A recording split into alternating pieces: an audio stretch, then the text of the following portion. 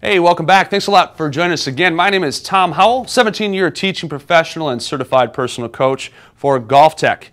Brought to you by Mahalo.com. My friends and I here over at Mahalo are going to do a little bit more work today on impact. How the club and ball work together. There's some huge misconceptions about impact. I hear all the time, I'm trying to get the club under the ball, I'm trying to get the ball up and I'm trying to lift it in the air. It's just a big misconception about how club and ball actually work, especially for you beginners out there, or even a lot of you people that have been playing a long time and just can't seem to break 100 or really having a trouble time getting down into those, breaking that 90 barrier. So we're going to talk a little bit about the fundamentals of impact and how it differs from club to club. All right. So as we pan out down here, you'll get a few more shots on your screen. We'll first talk about irons and wedges. I'm going to take my driver and just kind of set it aside here for a second and talk a little bit about irons and wedges. Whenever you're playing a ball off the ground with your irons and your wedges, you want to have a descending angle of club down onto the ball. All right? You want to make sure, a funny little thing we always say is you want to make sure you hit the little ball before you hit the big ball. This will help you take a divot. And don't worry, taking divots is a good thing. It's job security for superintendents. They love that stuff, all right? It's a good thing. Now, hitting down on the golf ball, as far as impact goes, there's a couple of fundamental things we've got to do. Whether it's a wedge or whether it's my trusty 5-iron, yes, you have enough loft on your 5-iron to get the ball in the air. I've got to create a descending angle. All right. Matter of fact, I'll use the 5-iron. Toss that wedge aside.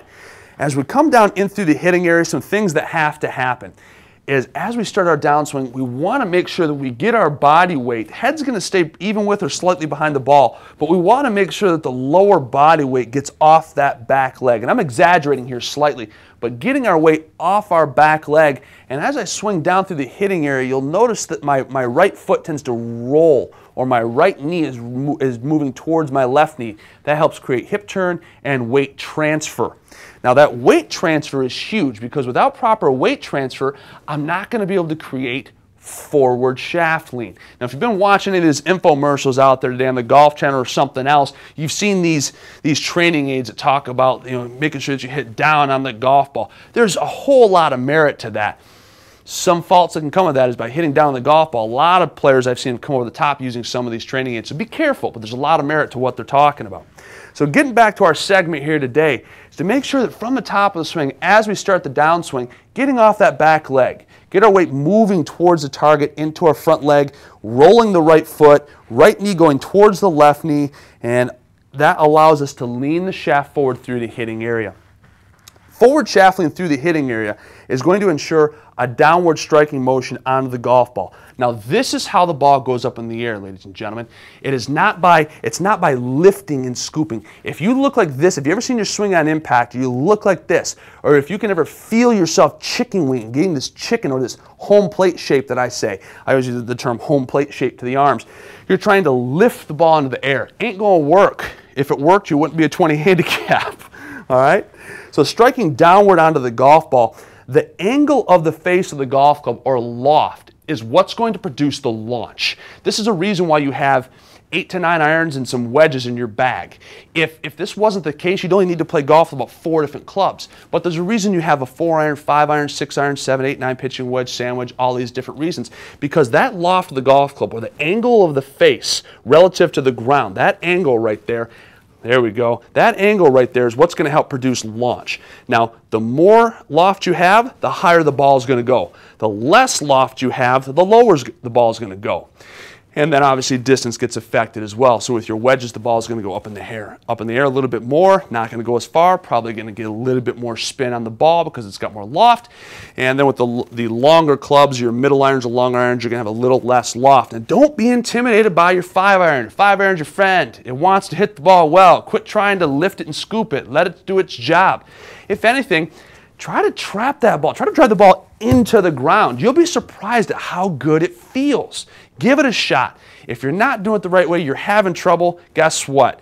It's not easy. This is why I have a job, all right? My name is Tom Howell, 17-year teaching professional. You can reach out to me at Golf Tech of Santa Monica, www.golftech.com. And if you want to see a little bit more about the how-tos, if you have something else you want to see, send a request at requests@mahalo.com. Let's jump into the bay right now. We'll do some action shots about impact. Impact. Okay, so we came from the studios over here in our Golf Tech Improvement Center talking about impact. Just talking about impact here, whether you're hitting a wedge or a 5-iron off the ground. We'll get to the big dog here in a second. I know y'all want to talk about the big dog. We'll get to the big dog in just a second, but when you're hitting a ball off the ground, all the time I see amateur golfers so often, I even hear you say stuff like, oh, I'm not getting the club under the ball.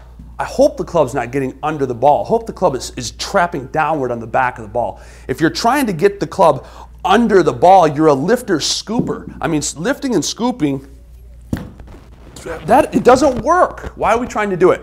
I see it all the time.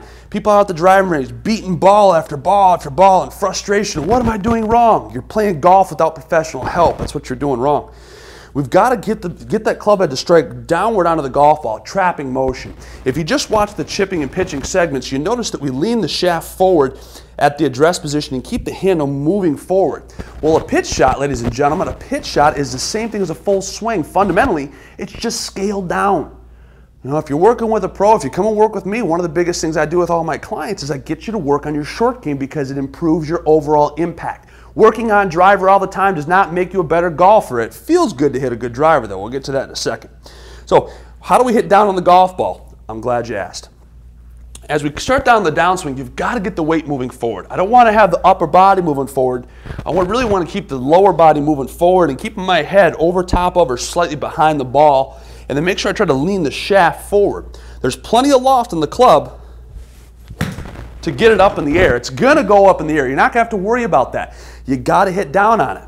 A lot of the times I hear people say, I'm not good with my long irons and my mid irons. If you're still playing long irons, 2 irons or 3 irons or 4 irons, put them in the closet. Go get hybrids. They're just that much easier. I mean, even Tiger Woods plays a more lofted club nowadays. Phil's got hybrids in the bags. Everybody, Y.E. Yang, the longest iron in his bag is a 6 iron. Why? Hybrids are easier to hit. 5 iron in my hand. Same thing though. We still got to get that weight moving forward. You got to get the shaft leaning forward. If you're not doing these things, you're handicapping yourself. If you're physically unable to do these things, come and see me. We'll build a different setup. But same thing, you want to get it up to the top of your swing. You want to get that lower body going forward, the head staying slightly behind. Lean that shaft forward. Try to trap the ball into the ground. That's what creates launch. Is trapping the ball between the club face and the turf creates compression and launch. That's how pros get divots, right? So wind it up. There's plenty of loft down there to get that thing to work, all right? Big dog. Get the puppy dogs out the way. Everybody wants to hit the big dog better. Okay, well, let's see. Tom says I got to shift my weight and hit down. Not with a driver. Driver's different. Shifting your weight and hitting down, coming over the top, coming down steep on a driver, that's bad. That's real bad. It's not good. I've seen you at the driving range, Joe Sixpack. I've seen you out there doing that stuff. It's bad. How do I create a more sweeping motion with a driver? I'm glad you asked. I'm going to set it up, ball way forward in the stance, nice wide stance. So what I'm going to do is I'm going to tilt that upper body. Slight exaggeration here. Tilting that upper body behind the golf ball creates an upward launching angle of the shoulders. Now from here, as I make my wind up, I'm going to have a relatively flatter left arm right here instead of being way up here. And as I start my downswing, this is where it really gets into play. Is you've got to keep the head back behind the golf ball as you unwind the body. Weight's still shifting forward, just a little bit different. I'm keeping my upper body back behind the golf ball, my head behind the ball, which helps me create more of a flatter sweeping motion of the ball off of a tee. All right, so we talked a little bit about striking downward in the static segment we did earlier. We jumped into the bay, we talked about striking downward and seeing how we do that in a full swing motion, and also how the driver, the fairway woods and the drivers work, where it's a little bit different, where you're not creating a downward trapping motion so much with the woods, where it's maybe a slight downward angle of attack, but more of a sweeping motion, and then with that driver, it's actually really a definite sweeping motion, and for some of you higher handicappers, creating a little bit more launch as on an upward or ascending angle of attack. Thanks a lot again for joining us here today. It's been a blast. If you want to see a little bit more or see something else about a how-to, send a request at requests@mahalo.com. My name is Tom Howell. You can visit me at golftech.com. That's golftec.com. I'm a senior instructor and center manager at Golf Tech in Santa Monica, California. We'll see you soon.